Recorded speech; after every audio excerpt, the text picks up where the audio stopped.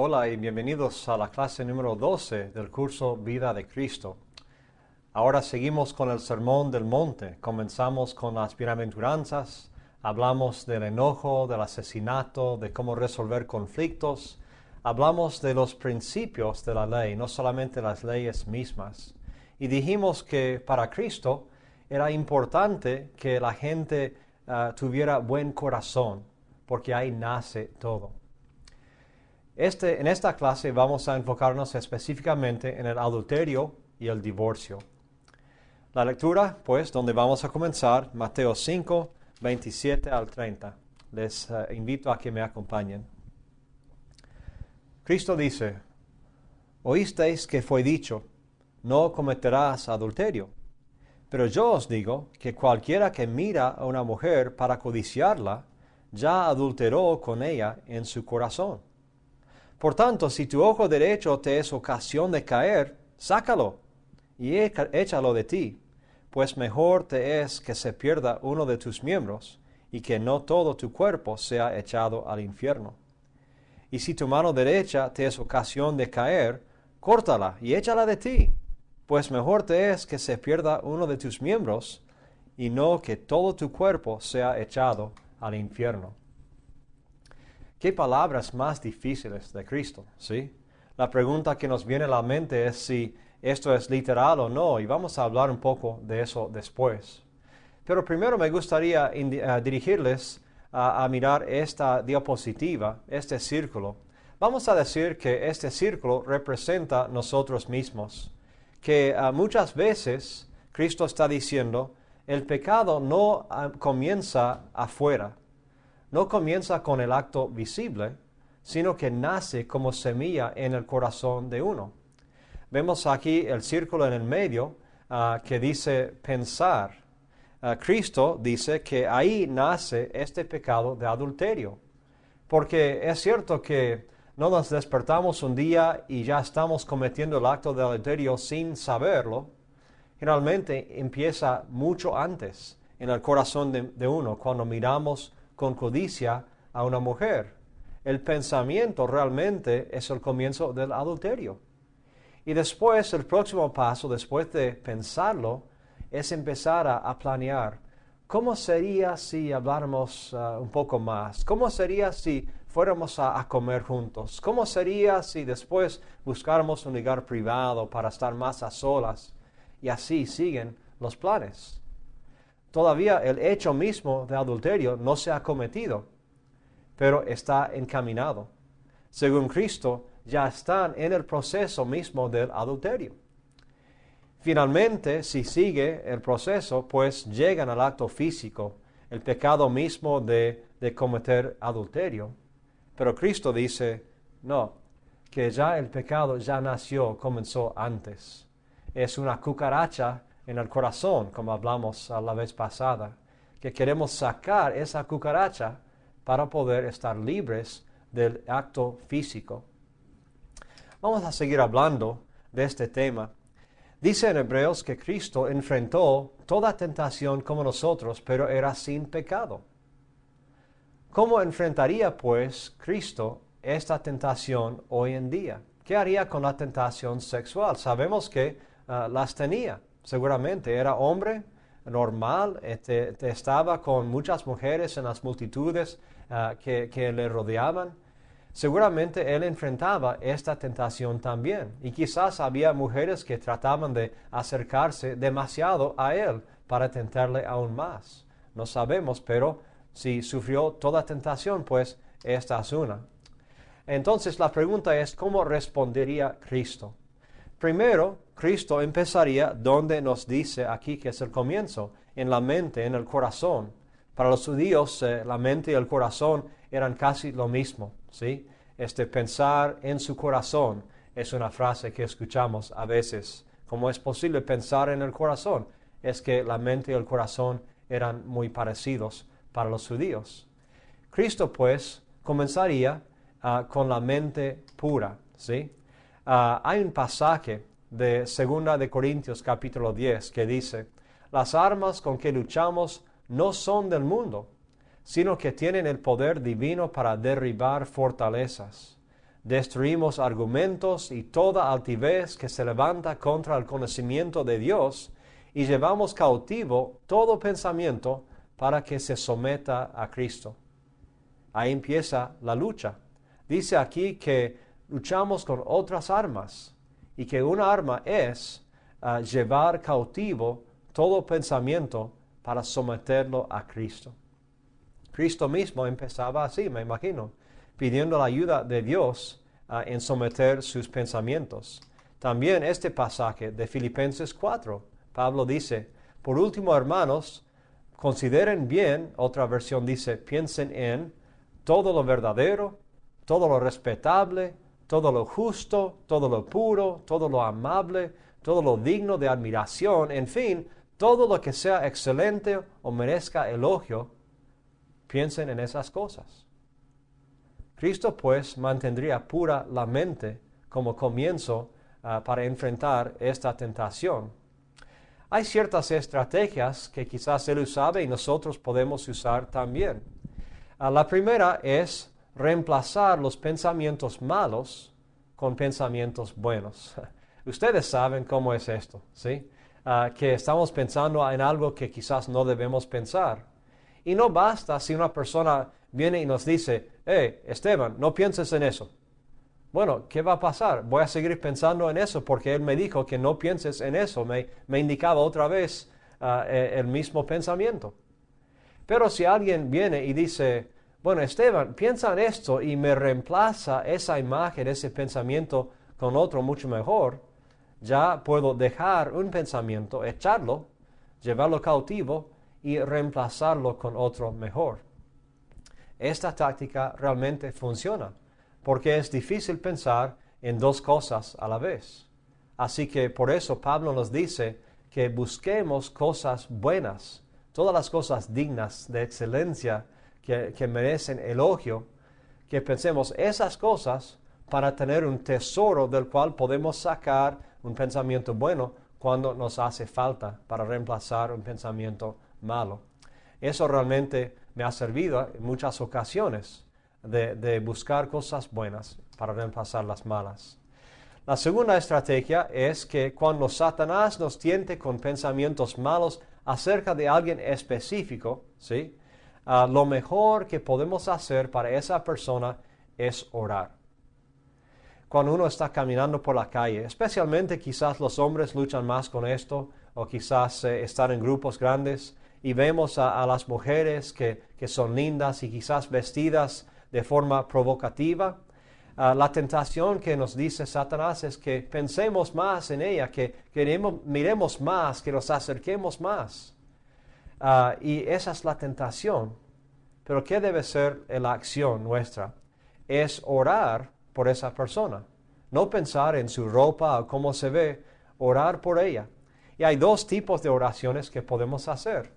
Primero, si la chica es soltera, si no está casada, podemos orar que ella llegue a casarse algún día siendo virgen, o quizás de ese momento en adelante siendo virgen, que Dios la proteja y que pueda llegar a su marido futuro siendo virgen y pura. Y la segunda cosa que pensamos es que si es casada, aún más motivo para no codiciarla, y podemos orar que ella siga fiel a su marido. Yo les digo que esto también funciona, porque es imposible codiciar a una mujer y orar por ella a la vez. Así que nosotros podemos aprovechar esta segunda táctica o estrategia. Y la tercera es recordar que esa persona es hijo o hija de alguien, o sea quien sea que está pensando, pero recordar que esa persona una vez era un bebé precioso, era un bebé que los padres lo cuidaban, que amaba, que besaban, que abrazaban, estaban imaginando el futuro de ese bebé, qué iba a hacer, cómo iba a crecer, y querían todo lo mejor para ese bebé, sea hijo o hija. Y ahora si uno mismo codicia a ese bebé ya crecido, es como faltar respeto a sus padres y por supuesto a la persona misma.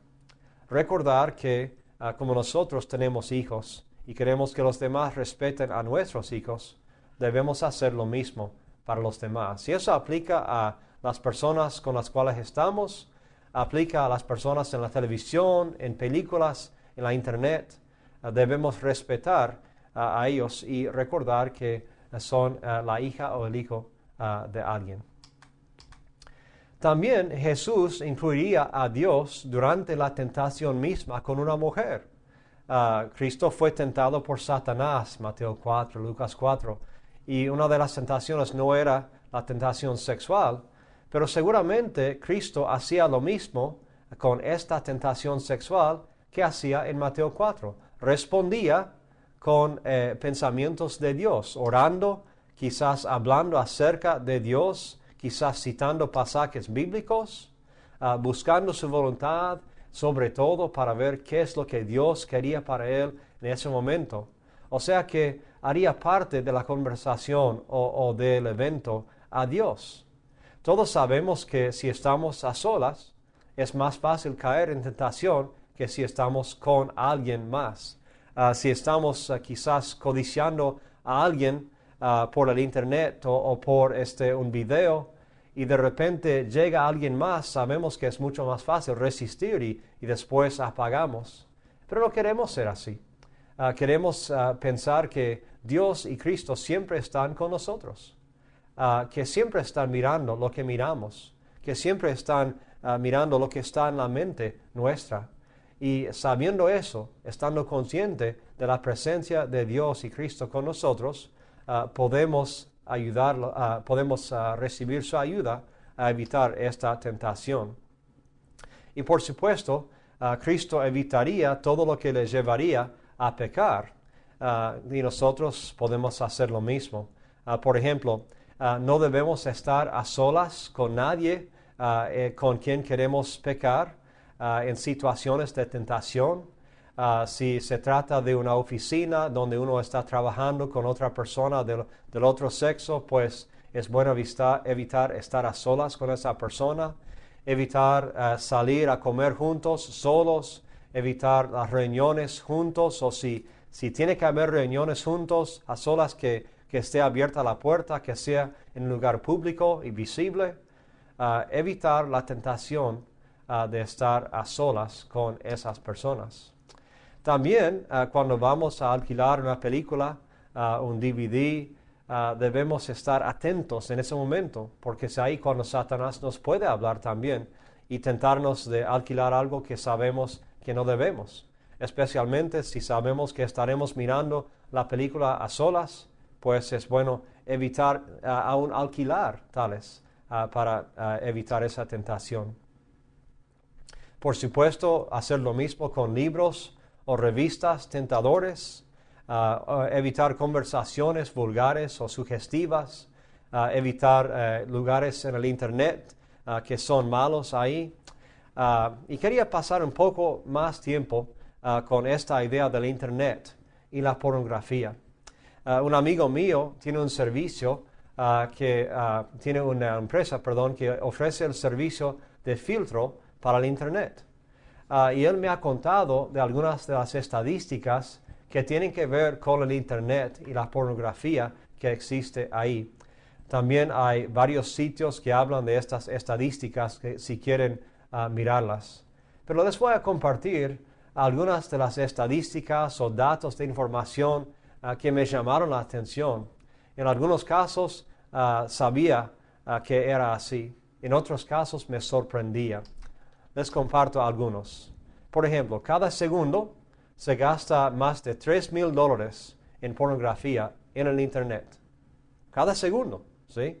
Entonces, en esta clase de una hora, ¿cuánto dinero se habrá gastado? Es una cantidad enorme.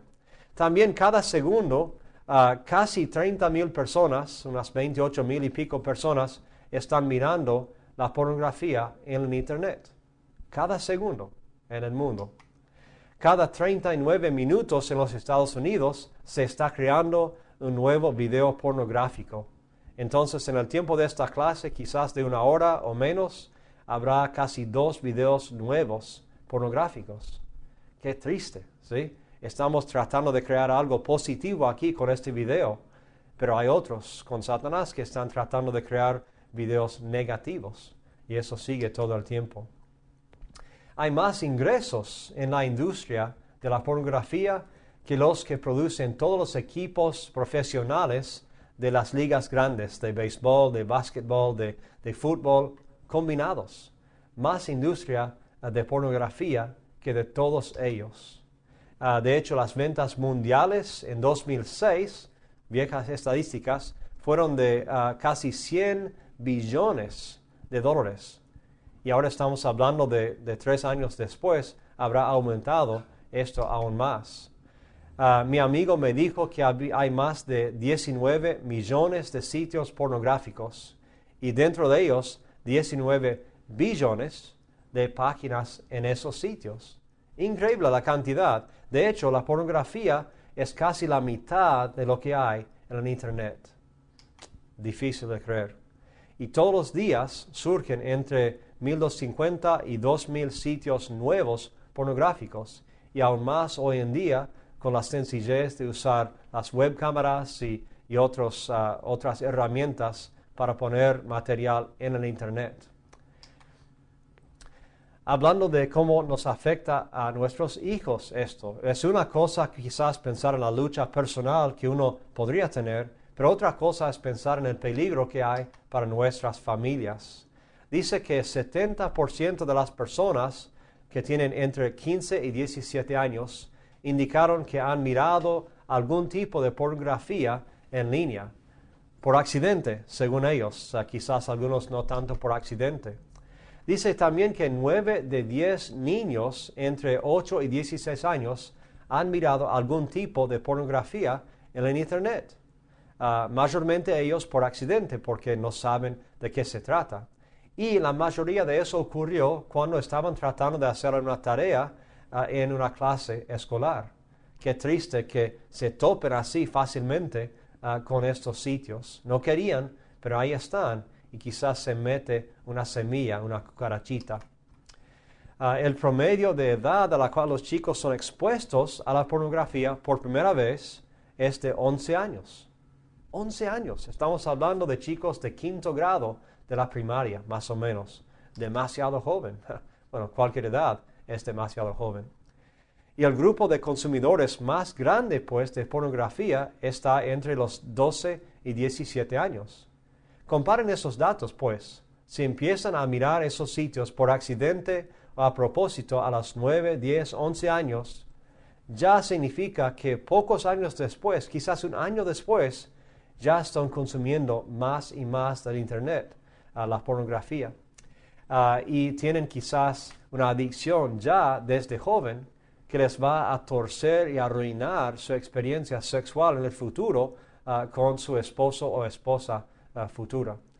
Qué triste es pensar que nuestros hijos pueden ser arruinados en cierto sentido si no cuidamos bien lo que ellos ven en el Internet.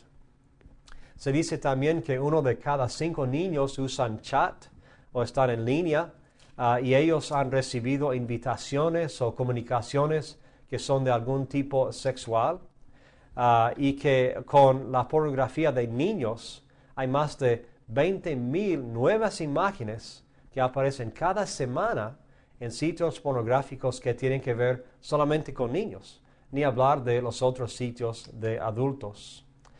Y hasta 20% de la pornografía que está en el Internet involucra de alguna forma a los niños. Bueno, quizás diremos que, bueno, el mundo es triste, pero son mundanos ellos, no tienen a Cristo, para nosotros es diferente. Nosotros no nos portamos así.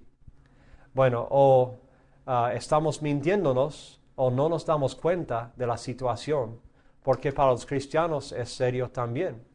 Dice que más de la mitad de los pastores evangélicos han admitido haber visto pornografía durante el último año, según algunas encuestas que se han hecho. Más de la mitad de los líderes. No estamos hablando de los miembros que van y vienen cada semana. Los líderes están involucrados en esto. De hecho, investigaron todas las computadoras de iglesias en cierta ciudad de los Estados Unidos, una ciudad con muchas iglesias, una ciudad considerada bastante cristiana, en algunos aspectos, y encontraron pornografía en 82% de las computadoras de esas mismas iglesias. 82%. Es increíble. Dicen que 29% de los cristianos en los Estados Unidos piensan que es moralmente aceptable, fue la frase que usaron, mirar películas con contenido sexual explícito, ni hablar de insinuaciones, ni hablar de pistas o de una palabra con contenido explícito sexual. Dicen, casi la tercera parte dicen, está bien mirar eso. Qué triste, ¿sí? 47% de los cristianos dijeron que tienen un gran problema con la pornografía en su hogar. De cristianos estamos hablando, casi la mitad. Y en una encuesta entre pastores o líderes cristianos, 64% de ellos dijeron que están o estaban luchando con la adicción sexual. De alguna forma, por ejemplo, el uso de pornografía, la masturbación u otra actividad sexual secreta que no quieren revelar a nadie.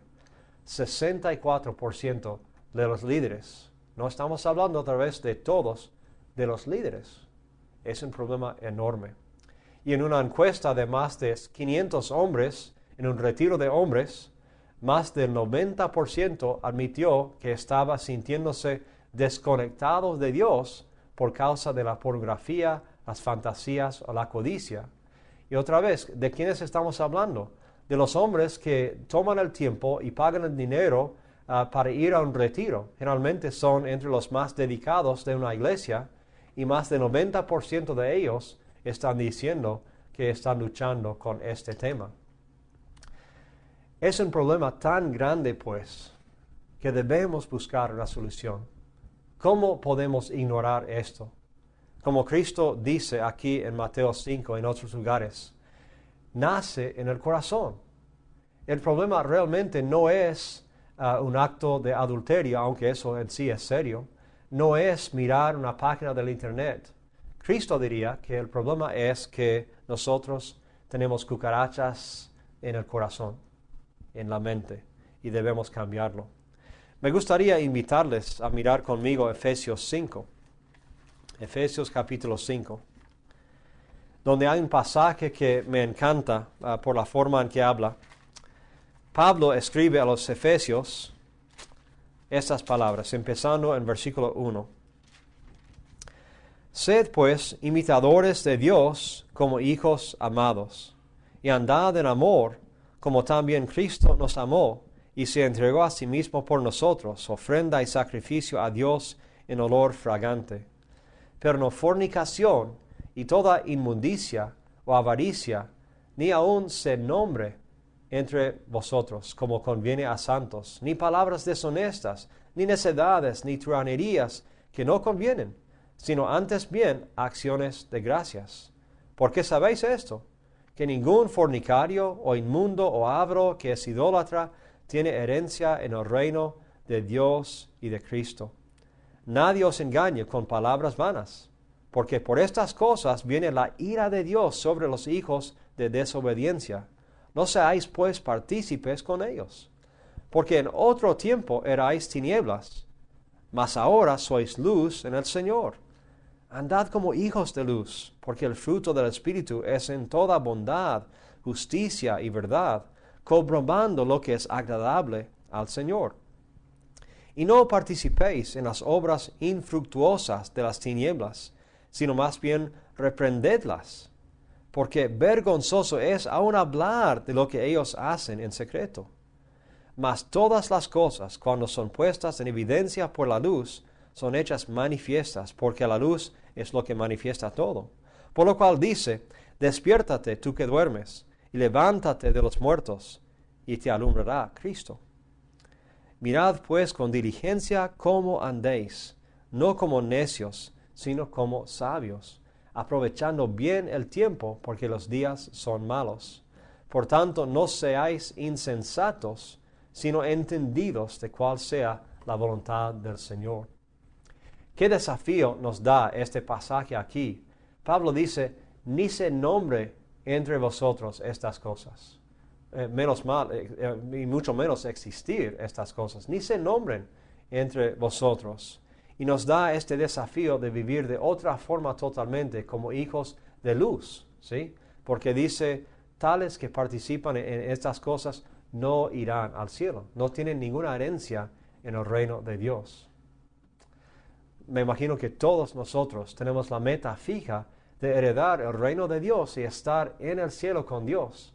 Pero Pablo dice que si andamos en estas cosas continuamente, muy difícilmente podemos agradarle a Dios. Es imposible. Así que, ¿cuáles son algunas cosas que podemos hacer?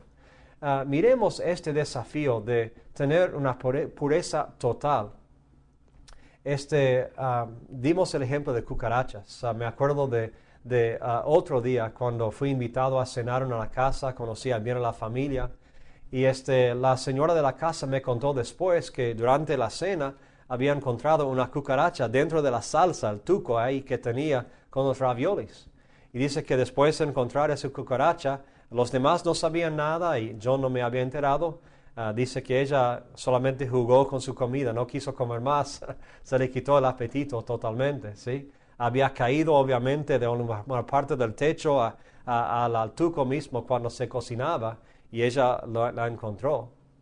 Otra vez es una historia que nos da asco. Y hay personas que las comen a propósito, pero generalmente nosotros tratamos de evitar comer cucarachas en la comida. Y mirando un plato así, sabiendo que tiene una cucaracha, ¿cuántos de nosotros estaríamos contentos si solamente hubiera una cucaracha en un plato de ravioles? ¿Comerían ese plato? Claro que no. No queremos ninguna.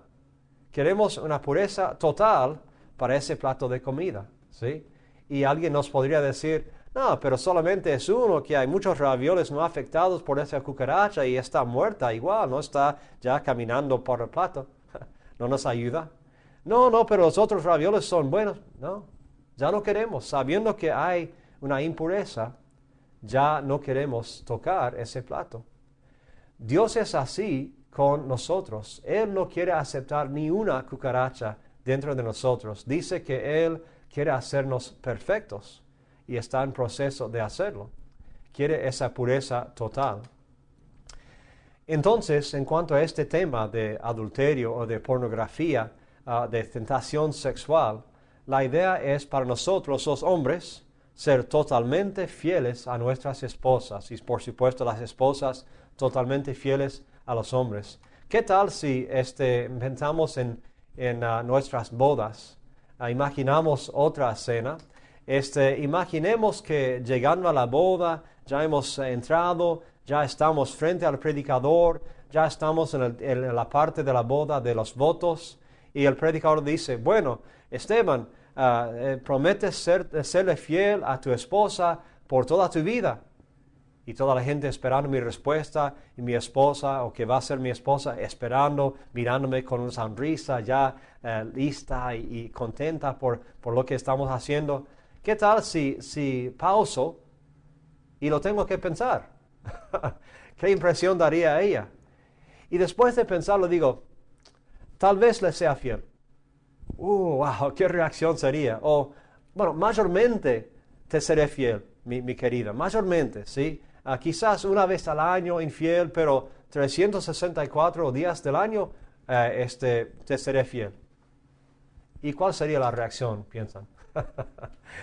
No le va a gustar mucho.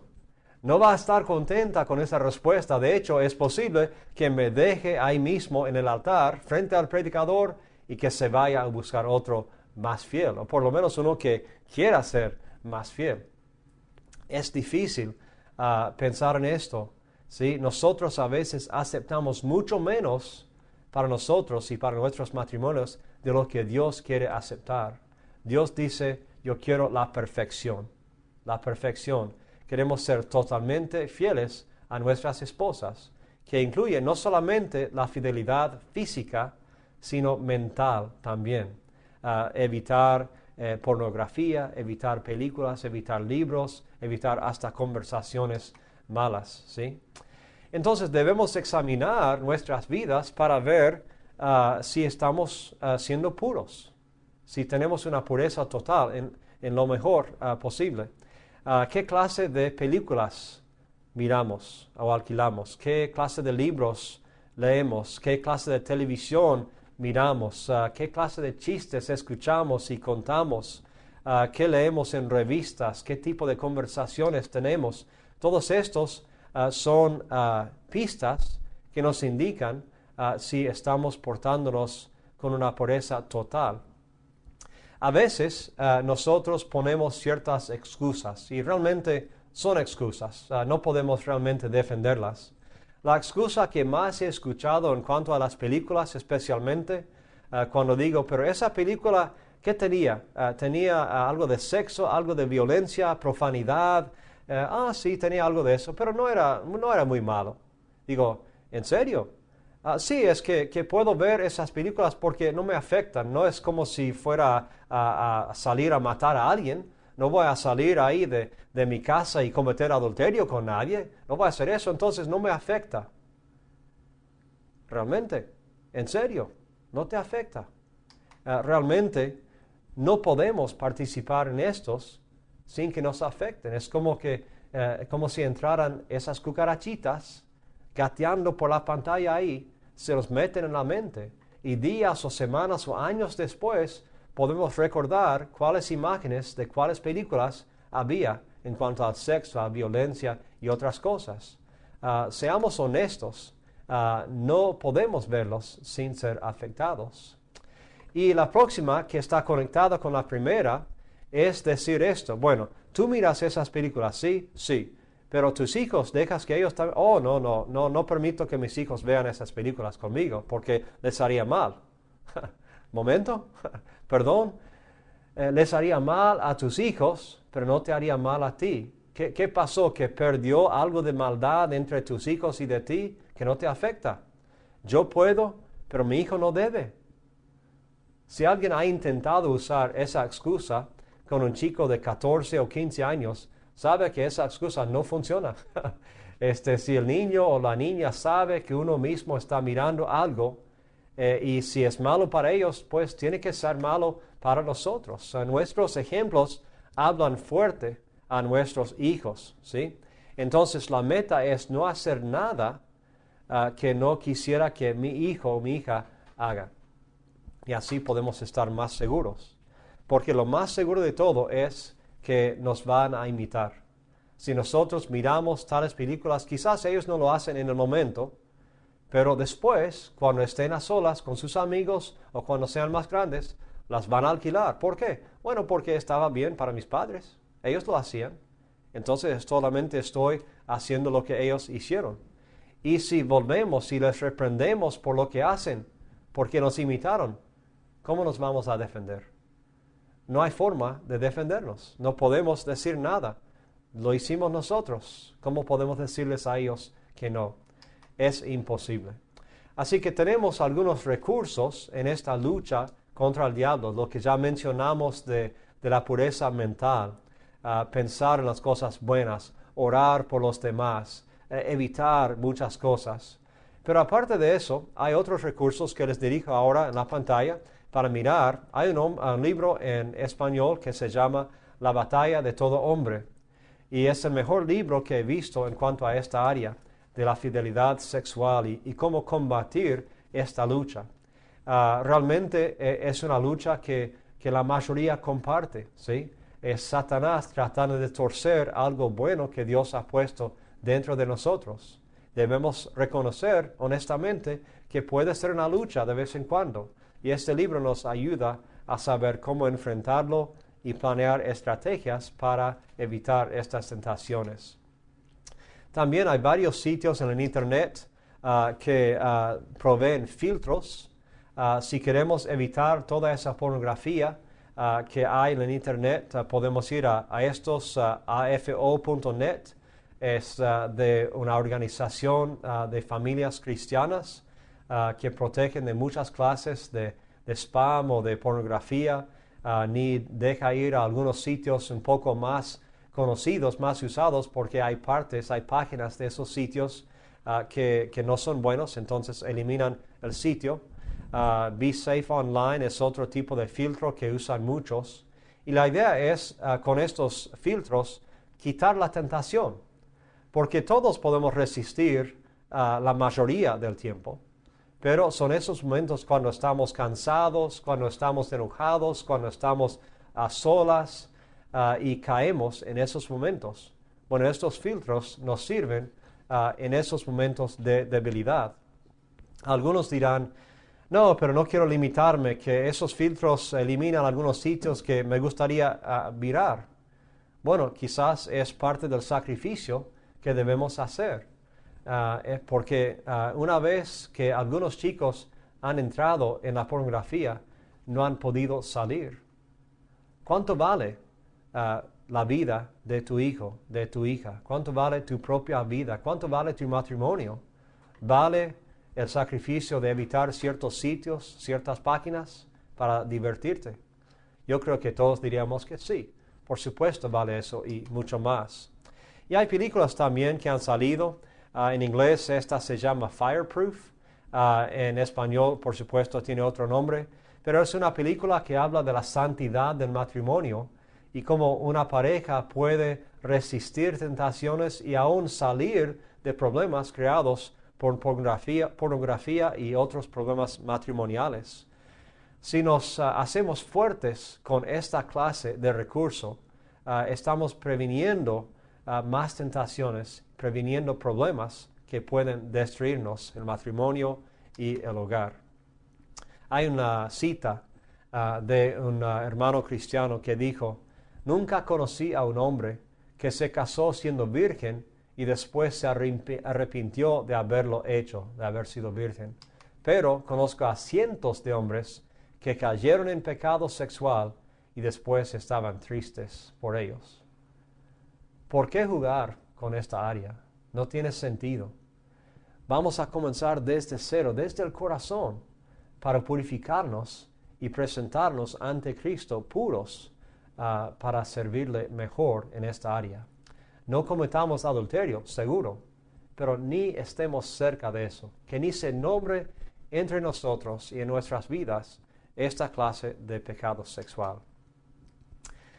Volviendo a Mateo 5, el punto de los versículos 29 y 30 que hablan de sacar ojos o cortar manos, quizás no es literal, quizás es algo que Cristo dice para enfatizar lo serio que es, ¿sí? Porque si hiciéramos esto, ya muchos estarían sin manos o ojos ya. Pero quizás la idea es indicarnos cuán serio que es este pecado, enfatizar la importancia de la pureza y a lo mejor si no hay más que funcione, si no hay otro recurso, quizás sería posible cortar o sacar, pero difícilmente quisiéramos llegar a esa meta, no queremos hacerlo. Así que para Cristo este tema del adulterio es bien importante porque nace en el corazón mismo. Sigamos con el segundo tema aquí del divorcio en la lectura de versículos 31 y 2 de Mateo 5. Dice Cristo, también fue dicho, cualquiera que repudie a su mujer, dele carta de divorcio. Pero yo os digo que el que repudia a su mujer, a no ser por causa de fornicación, hace que ella adultere. Y el que se casa con la repudiada, comete adulterio. Como hicimos con el conflicto, vamos a tomar otro pasaje juntos con este pasaje, porque se trata del mismo tema.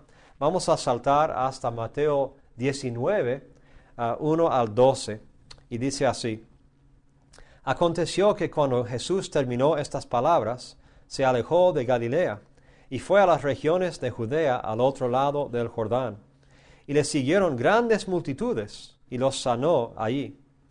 Entonces vinieron a él los fariseos tentándole y diciéndole, ¿es lícito al hombre repudiar a su mujer por cualquier causa? Él respondiendo les dijo, ¿no habéis leído que el que los hizo al principio, varón y hembra, los hizo? Y dijo, por eso el hombre dejará padre y madre y se unirá a su mujer, y los dos serán una sola carne. Así que no son ya más dos, sino una sola carne. Por tanto, lo que Dios juntó, no lo separe el hombre. Le dijeron, ¿por qué pues mandó Moisés dar carta de divorcio y repudiarla? Él les dijo, Por la dureza de vuestro corazón, Moisés os permitió repudiar a vuestras mujeres. Mas al principio no fue así.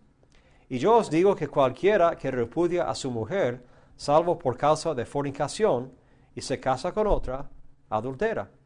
Y el que se casa con la repudiada, adultera. Le dijeron sus discípulos, si así es la condición del hombre con su mujer, no conviene casarse.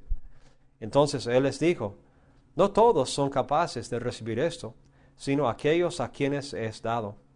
Pues hay eunucos que nacieron así del vientre de su madre, y hay eunucos que son hechos eunucos por los hombres, y hay eunucos que asimismo se hicieron eunucos por causa del reino de los cielos.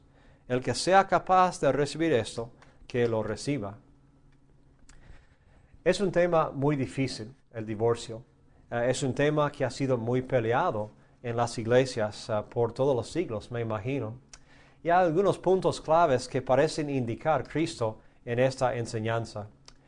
Volvemos a la pregunta de los fariseos en este capítulo sobre el divorcio. ¿Cuál es la ley? ¿Sí? Ellos quieren siempre saber la ley, qué enseña la ley para poder seguirla. Y la respuesta de Jesús no es la ley misma. Él vuelve otra vez, como hacía en el Sermón del Monte, al propósito original. ¿Cuál es el principio detrás de la ley?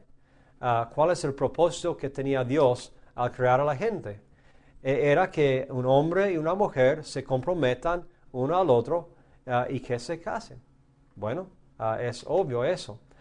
Que ellos también sigan juntos hasta la muerte o la segunda venida de Cristo. Ese fue el propósito original. Cristo les dirige de nuevo al propósito que tenía Dios en esto. Entonces los judíos preguntaron con otra pregunta, ¿por qué pues mandó Moisés dar carta de divorcio? Y es interesante, usaron el verbo mandó, como si tuvieran que hacerlo. Y Cristo les aclara, dice, Moisés permitió, pero por la dureza de sus corazones. No mandó, permitió. No fue así en el comienzo. Vuelve al propósito original. El propósito original nunca era divorciarse. Era siempre seguir juntos, formando una familia. También en estos dos pasajes, en Mateo 5 y en 19, y en los paralelos en Lucas y Marcos, Jesús dice que la infidelidad sexual puede ser motivo de divorcio. Y aclaro aquí una cosa, que no tiene que ser motivo de divorcio, ¿sí? Pero puede serlo. Porque hay muchas parejas que han pasado por este problema. Y no es mandamiento que una vez que pase esto, que tienen que divorciarse. No, hay perdón, hay nuevos comienzos, hay gracia de Dios. Y hay muchísimos matrimonios que se han perdonado uno al otro y han recuperado de este problema y han sido aún más fuertes. Así que no es mandatorio divorciarse con la infidelidad sexual. Parece que en estos dos textos y en los paralelos de Marcos y Lucas no se mencionan aquí otros motivos bíblicos para divorciarse. La fornicación, el adulterio es el único, ¿sí? Parece que existen motivos para una separación temporal. Habla de la oración, que uno se separa por un tiempo, por lo menos de tener relaciones, para poder orar. O quizás hay otros motivos, quizás depende de otros principios bíblicos, pero otra vez estamos hablando de la separación y no del divorcio en este momento. A veces hay abusos en el matrimonio. A veces esos abusos producen peligros. A veces hay negligencias hacia los chicos o hacia uno mismo que producen abuso o peligros. A veces hay descuidos. Y quizás en esos casos vale una separación temporal para poder enfrentar el problema y buscar ayuda.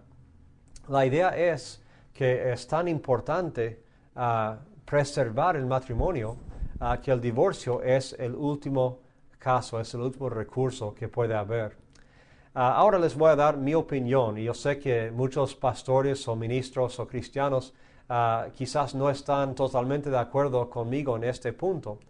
Pero en mi opinión, cuando alguien que no es cristiano se ha divorciado en el pasado por motivos quizás no bíblicos, y luego de ese evento viene a Cristo y conoce a Cristo y ya se entrega a Cristo y quiere bautizarse, ¿sí?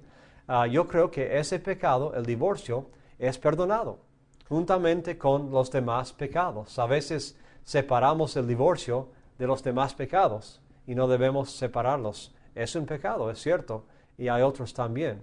¿Y qué pasa en el bautismo? Se perdonan los pecados y uno comienza de nuevo. Yo creo que la Biblia enseña fuertemente que Cristo empieza con cada persona donde está, ¿sí? Donde esté en cualquier situación para poder trabajar con ellos desde ese punto. Vemos algo parecido en la historia de la mujer samaritana en Juan 4. Cristo no le hizo arreglar toda su vida antes de seguir con ella en la conversación. Ella vino a él y así él podía empezar a trabajar con ella. Y debe ser así para los cristianos. El divorcio en el pasado, un pecado, es un pecado perdonado también. Y es decir, para aclarar un poco más, si alguien no cristiano se casa por segunda vez luego de un divorcio, cuando sea cristiano ya, no significa que tenga que divorciar a su segunda esposa y volver con la primera luego del bautismo. Eso sería arruinar 2 o 3 o 4 vidas, ¿sí? No lo veo necesario, no lo veo ni bíblico. Si uno ya se ha divorciado en el pasado y después se convierte, pues empieza de ahí en adelante, incluyendo el caso de estar casado con una segunda esposa. Sigue con esa esposa y le es fiel a esa esposa y preserva ese matrimonio según los deseos de Dios. Además, por supuesto, las consecuencias del divorcio son tan horribles para todos. Afecta a todos de la familia, por supuesto, el esposo y la esposa, especialmente para los niños que se sienten culpables, aunque la culpa no es suya.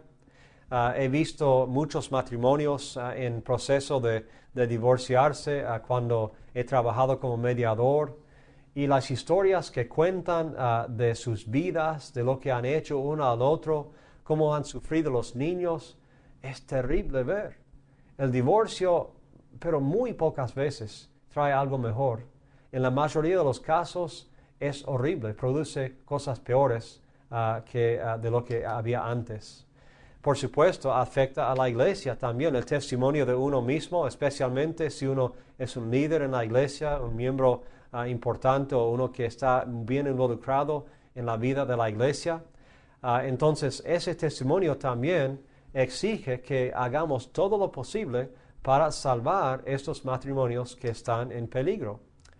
Y eso en sí implica no solamente existir o sobrevivir. A veces encontramos parejas que están juntos, están en la misma casa, pero realmente no están haciendo nada juntos. No son una pareja feliz, contenta, no están unidos. Simplemente ocupan el mismo espacio geográficamente. Y eso tampoco es la voluntad de Dios. En vez de existir o sobrevivir, debemos tomar acciones, lo que decimos, proactivas, ¿sí? Tomando la iniciativa para mejorar el matrimonio antes de empeorar y llegar al punto de divorciarse. Dios aborrece al divorcio, decía en Malaquías 2:16 y otros pasajes también. Y como Él aborrece el divorcio tanto, es seguro que Él va a ayudarnos cuando estamos en problemas matrimoniales. No hay ningún problema demasiado grande que no pueda ser solucionado. Dios puede y Dios quiere hacer hasta lo imposible en algunas relaciones matrimoniales. Así que nosotros tenemos estos dos desafíos fuertes en la vida cristiana. Tenemos el desafío de mantenernos puros sexualmente y el desafío de ser fieles uno al otro en el matrimonio. Para los que no están casados todavía, tienen la primera meta de la pureza sexual antes de casarse, y para los que están casados ya, ambas metas, ambos desafíos. Y Cristo quiere ayudarnos con esto.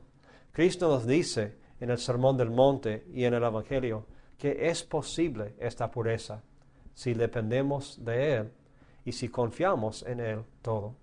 Les invito, hermanos y hermanas, a estudiar más estos pasajes, a mirar estos desafíos, a hablarlos, enfrentarlos en sus vidas. Y si tienen problemas en estas áreas, no tengan vergüenza. Claro que no quieren seguir en eso, pero muchos tienen problemas en esto. La idea sería reconocerlo, parar lo que está mal y empezar a reemplazar las cosas malas con cosas de Dios para mejorar en estas áreas de la vida. Que el Señor los bendiga en este proceso.